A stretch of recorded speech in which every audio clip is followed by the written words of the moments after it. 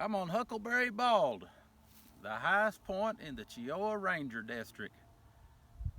Specifically, I'm standing beside a grave of Mr. Andy Sherman. Andy Sherman and his buddy Paul O'Neill, they were working in the logging camp down at the mouth of Slick Rock Creek, where it runs into the Tellico River. Today you'd recognize that spot because that's where the Pheasant Fields Fish Hatchery sits at.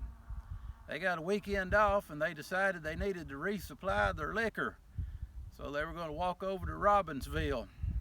Well, they made it to here, Huckleberry Bald, actually about a quarter mile away, to a little stream that was unnamed in that day, but ever since it's been known as Dead Man's Run, because they left on December the 11th, 1899.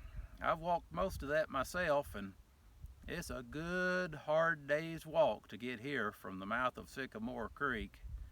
And it's not anywhere you want to spend December the 11th on. This is well over a mile high, and sometimes it'll drop 20-25 degrees below zero at night that time of year. They were traveling light, but they just disappeared. They never came back to the camp. That was in December of 1899, but in September the next year, Mr. Forrest Denton was up here hunting, and he found their bodies over on that little stream that's known as Dead Man's Run today.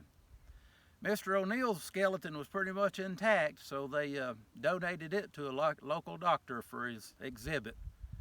But they had to pick up the pieces of Mr. Sherman here, and they brought him up to the top of the bald, and they buried him here in this grave where it went unmarked for many years, but in recent years somebody's marked it and put up a cross and a marker. But it's kind of a sad story because they were fueled by their addiction.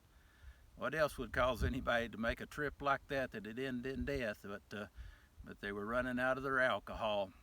Sad story. I've learned in my lifetime, and I remember in a psychology class I learned that sometimes all it takes to make one addicted to alcohol is to take the first drink, because they have genes that have a predisposition to alcoholism.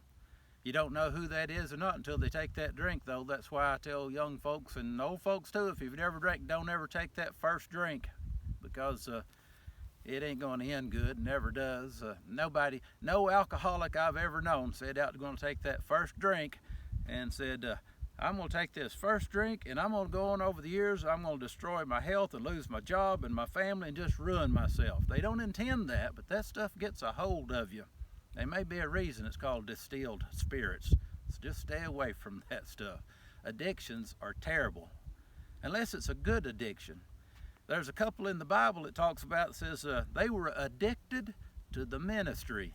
Now there's something good to be addicted to. If you want to be addicted to something, be addicted to serving people, because that's how we serve God in this world, Christians. Serve people. Get addicted to doing good in this world. I'll see you next week on the Weekly Word. Bye-bye.